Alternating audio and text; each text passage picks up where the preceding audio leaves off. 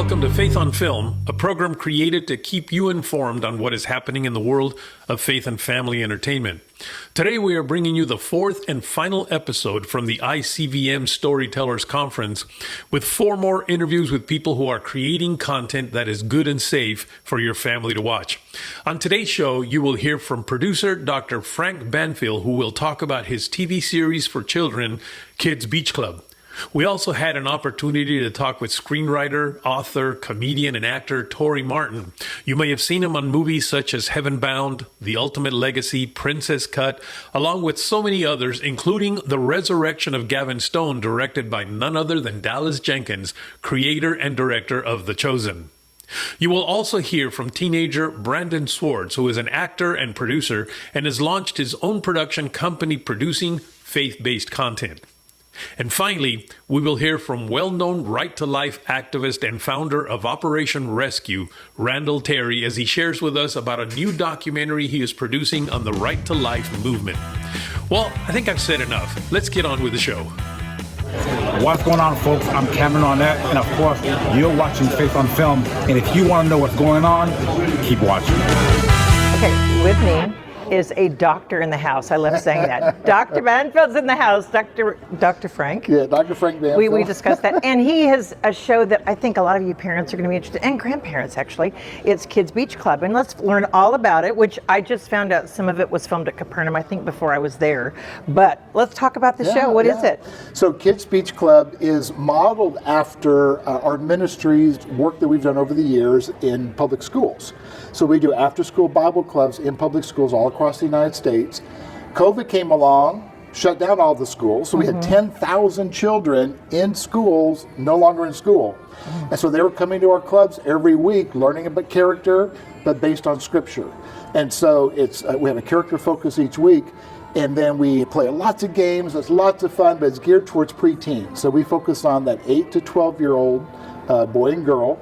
So COVID hits, shuts down. We pivoted to television, and then we started filming these episodes. Originally, we just shot one camera in our training room, and it was real low budget, and it was real hokey.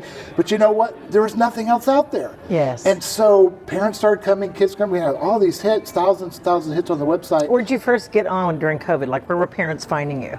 So they were parents of kids that were already in our program. Okay. So these were kids who were used to coming each week to their clubs in their schools. Okay. So, again, 10,000 kids at the time, and they're at home, and like, what do we do? As if you all remember, during that time, parents are scrambling, churches that we work with. You couldn't go to playgrounds, you couldn't go to school, couldn't go to gyms. And they're just stuck at home.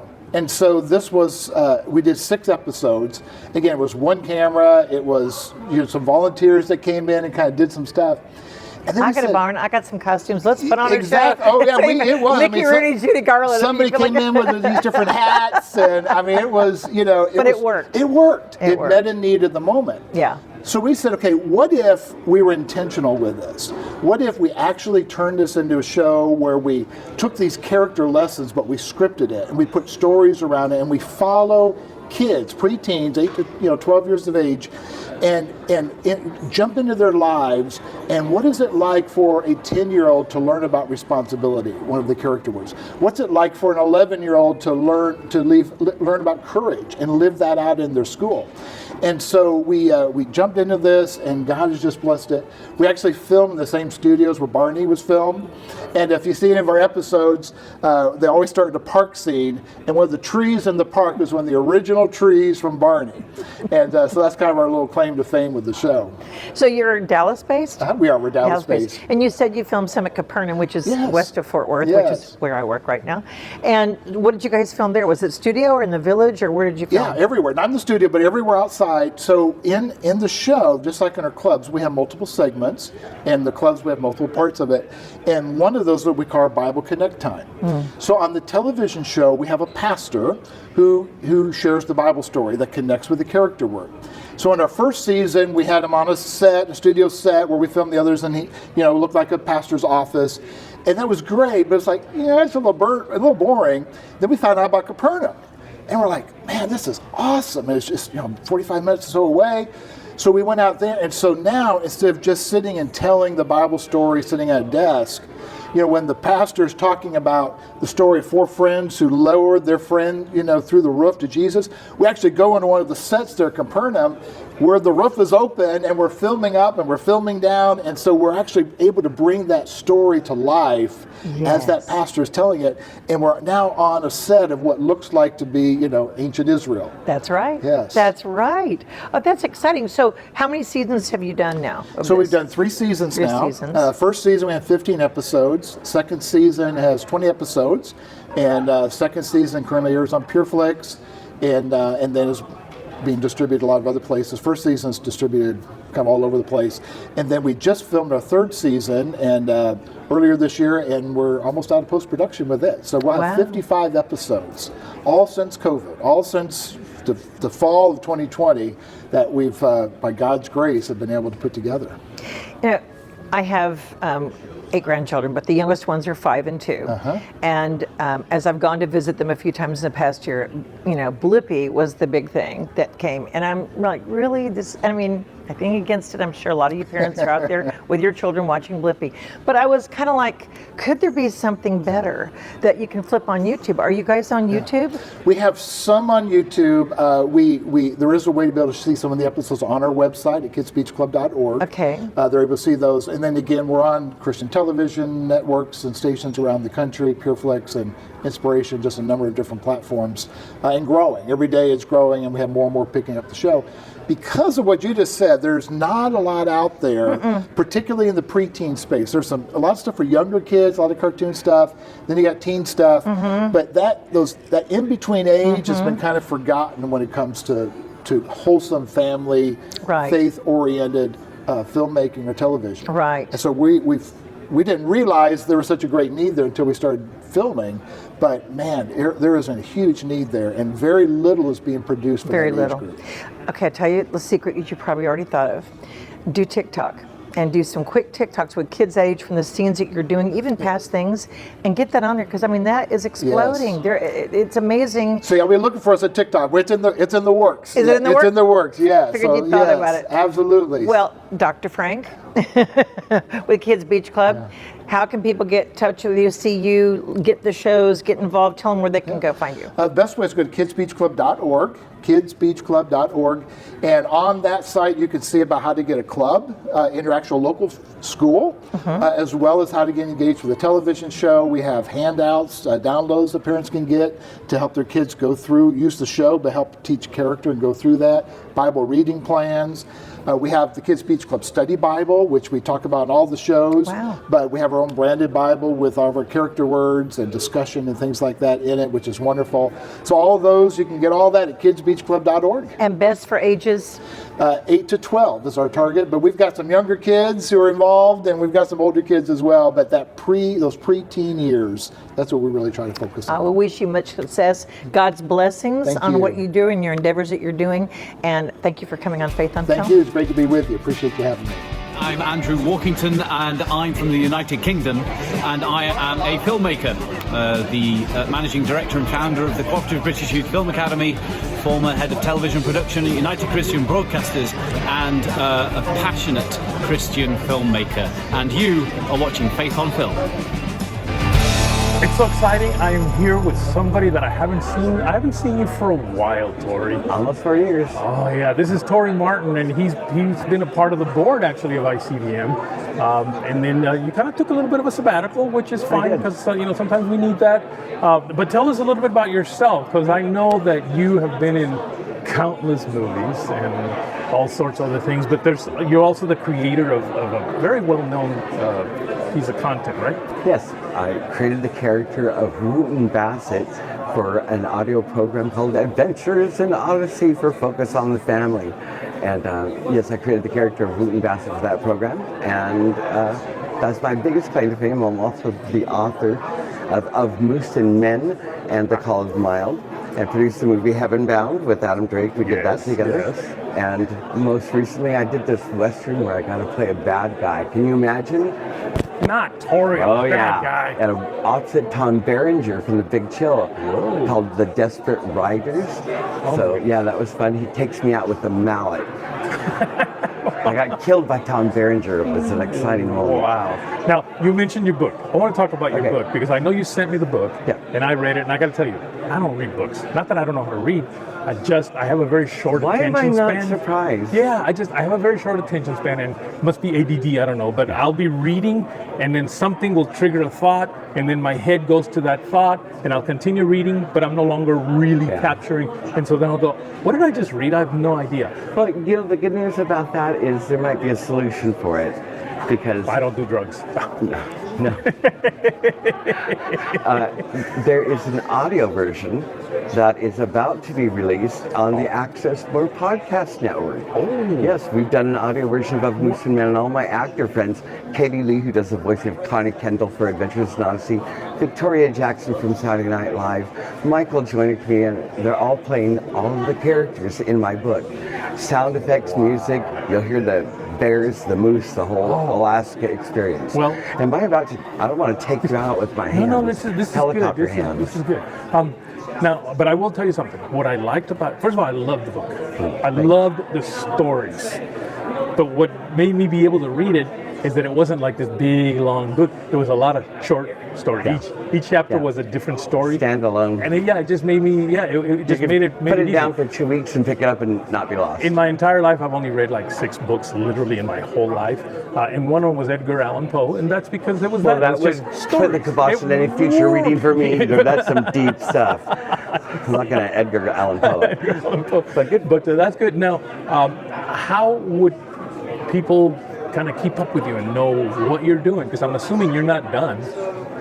No, I'm not. So there's more things coming. I'm having a website built now, it'll be torymartin.com. Otherwise, just look me up on Facebook, and you'll be hearing a lot more through the Access More Podcast Network about everything that I've got going on. So we're building the website now and adding the store for my sequel, Happy Trials, that I'm working on now. Oh, that's wonderful. I'm so happy and excited to see you here again after 4 years, and I hope to continue seeing you for the next several years. Thank you for all the years that you've invested in my career, so I could be here talking to you. That's crazy.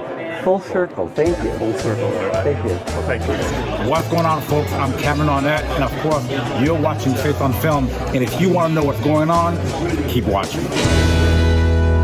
Okay, what I love about being at ICVM is the young filmmakers, and this is the fun part about seeing the up-and-coming generation that wants to do projects and very interested in getting into the medium. And with me is Brandon Swartz. And Brandon, welcome to the show, Faith on Film. Thank you so much. I'm excited to be here. It's been fun because I've been talking to him for like 2 or 3 days and didn't even realize his first name. It's like, okay, you're great, you're awesome. So tell us about the project that you're pitching here or trying to present here. Yeah, so me and my best friend started a production company, and we decided that we wanted to make a feature film. And so for the last 6 months, I've been working on writing a script, and we have our film. It's called Playground Heroes.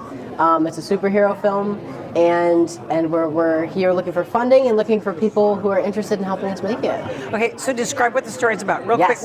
quick description. Yeah, so a group of kids who love playing superheroes on the playground are now adults, and it turns out that their kindergarten teacher is a supervillain, and they have to use the powers that they didn't realize were real until now to go defeat this supervillain back in their hometown.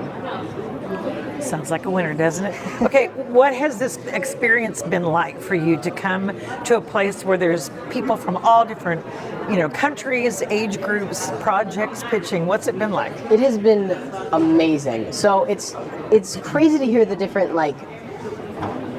the differences between everyone's background in film. There's just so many different ways to look at it and go about it, and I hadn't even recognized all of that until I got here. It's also been really fun meeting all these professionals because they know what they're doing, and I'm learning as I go. Yeah. So I know a lot, but I don't know everything. Yes. Most people don't know everything, but I'm learning from all these people who I would never get a chance to talk to in the real world, and it's just an incredible experience all around. It really is, because most kids your age don't get a chance to speak to directors, producers, companies, distribution companies. I mean, that's the beauty of coming here and what you get to do. I'm going to tell a little backstory. Okay, we were at Content, at Capernaum, and then we were at Content in and we were doing a pitch fest, and I was on the other side of the table getting pitched to, and Brandon walked up with his friends, and they said, we have this project, and they were telling us about what they need, the money and all that. I said, okay, Brandon, well, can we see something you've done? And we really don't have anything to show you, but this is our idea, and da-da-da. I said, okay, here's what you do. You go back, you get a pitch deck together. You make a little sizzle reel. Tell us about your project, a little simple sizzle reel. And I said, do an interview with your friends and whatever, and then, bring that back. And I come here, and what do you have? I have it all done. I went out like the week after you told us to do that. I haven't told you this part. About a week after you told us to do that, we were at home trying to figure out what to do. And I was like, you know what? We're going to cast the sizzle reel. And within a week, we had everything cast. We had picked the scene we were doing. We'd worked through it to figure out the logistics. I was 2 a.m. when I got home because we were filming the next day. I went out and I started scouting out the location. It was like pitch black. I had my flashlight out with my younger brother, and we were looking at this playground to film. Oh man, it was so cold. But the next day we got there, we got on set, we filmed it all, we did the editing, sent it to our music guy, and it looked great. And I was so excited that we'd done it. And so without that advice, I wouldn't be here. So thank you so much You're for so helping welcome. me. And I didn't mean to do that. I'm just saying it's taking those little points and pointers for those of you out there, future filmmakers. You need to be prepared when you come to pitch and bring your ideas and project. And that's a way to do it. And look what he did. I mean, he went out and took the idea and thought about it, and they cast people in it, and the next day, it can be that simple. And it can bring you here. And now he actually has a company that's very interested in picking up what he's doing with his friends. That's the exciting part. And that's the things that people look back and go, oh, that was life-changing. Remember when I did that? And that's when my career did this and God did this. So it's God, isn't it? It is God. It is always God. So do you have any advice for young filmmakers? Are you look into the camera and tell people what you felt like, or would you give advice to people wanting to do what you're doing? Absolutely. My biggest advice here is don't be scared, right? I started this production company. It was a YouTube channel with my friend John, and we were like, it would just be fun to make some short films. And it became so much more than that. Over the past few years, we've been refining our craft, figuring out what we're doing, and honestly, I've had no idea what I've been doing for like a while now. It's, you take what you know, you figure out the rest as you go, and God does all the rest. It's a really fun experience. You just have to not be scared to jump in and try. The biggest mistake I've seen young filmmakers in general make is, I have this great idea and I've been working on it for so long, but I'm too scared to put it out there because if it fails, then that's a waste of my time. And if you think about it like that, then you're always going to fail. You can't succeed if you don't try. You have to think about it as, even if they don't like this copy, what's wrong with it? Because I guarantee you at least one thing about what you're doing is good. So if you learn what's bad and work on that, fixing that to make it better, then you can always make it, sorry, my brain's a little scattered. That's okay. You can always take it and make it something great. But if you don't try, you'll never get to that point. But that's great advice. I love it. And how old are you? Oh, I'm 17. So this is sage wisdom from a 17-year-old. Thank you, Brandon. Best to you. Best, not luck, blessings to you and Thank fortune. you. And I just know God's going to move your career. And so remember this day in this interview. So when you're famous, I'm going to play this again and go, remember when we were doing that interview with Brandon? And congratulations. Thank you so much. It was wonderful. Thank you so much for everything you've Good done. interview. Hi, I'm Doug Weiss, and I'm with Christian Cinema, and you're watching Faith on Film. Thank you, Holly. Well, we are here now with a gentleman that I only met, I think, a year ago, but he's very famous, actually. And this is Randall Terry, who is the founder of Operation Rescue, but he's also a filmmaker. Randall, welcome to Faith on Film. It's always good to be with you, brother. Tell us a little bit about, well, if you want to talk a little bit about Operation Rescue, and because I know you're doing a documentary now on it. Well, Operation Rescue was the largest civil disobedience movement in American history, still is. For perspective, the civil rights movement from 1958 to 1968 accumulated over 7,000 arrests nationwide for peaceful protests. And the rescue movement, Operation Rescue, accumulated over 70,000 arrests from 1987 to 1994. So by a factor of 10, it is the largest movement where people were being arrested for peaceful civil disobedience. Operation Rescue would recruit people to sit in front of abortion clinics and pray and sing. We used to tell people we're having church on the doorstep of hell. Oh my goodness. And we would shut down these abortion facilities for the day, sometimes for a week, sometimes for multiple weeks, and save babies. And also, looking at the example of the civil rights movement and the women's voting rights movement and the end of child labor, we set out to create tension.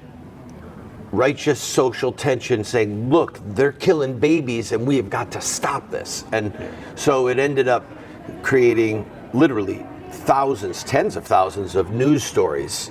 I was on Oprah twice, one-on-one interview with Dan Rather, one-on-one interview with Leslie Stahl. I mean, front page of New York Times, Washington Post.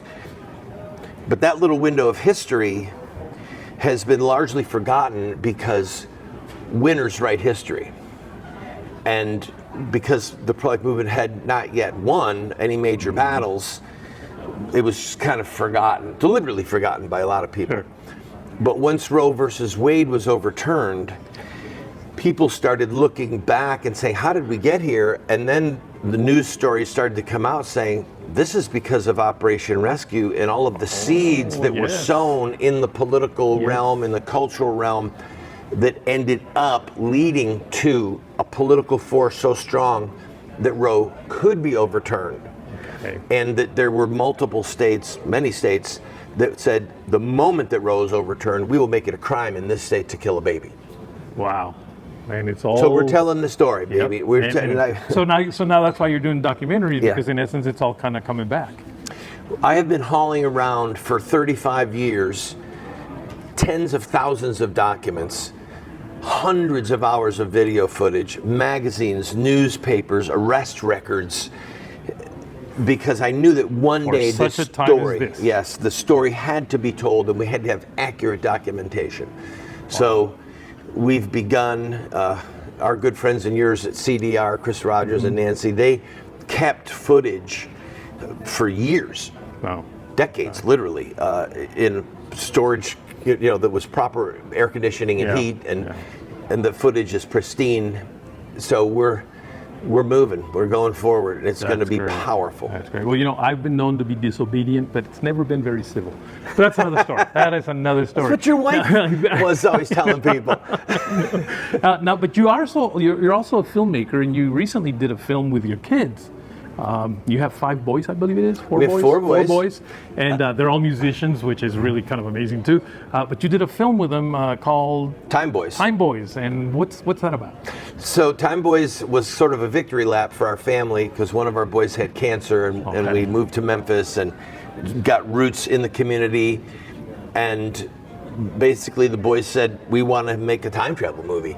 So we wrote a script and we hired the crew and ended up with a movie that won over 60 awards. Oh my goodness. It has a world-class soundtrack with some really famous rock and roll singers, players, blues players. We have already shot Time Boys 2. And we are in pre-production of Time Boys 3. So we'll make a trilogy. They're time travel movies. The tagline they started in 1908, and they get thrown into the future accidentally with a time machine. And now the whole story is, how do we get back home? So if people want to just keep up with what you're doing, make sure they know how to watch Time Boys and find out about 2 and 3 and the documentary. How would they do that? RandallTerry.com is the easiest way. Thank you so much. I know we're here at the Storytellers Conference in Orlando, and you got a lot of stuff you got to do and people to meet. How do they say people to meet? Things to do. Anyway, so thank you for taking the time. Isaac, it's always a pleasure. Good to see you, brother. Likewise. Hi there, my name is Ceci Harper, and I am originally from Bulgaria, right here in Orlando, Florida, right now attending the ICVM conference, and you're watching Faith on Film. Well, that concludes our 4th and final episode of Faith on Film from the ICVM Storytellers Conference.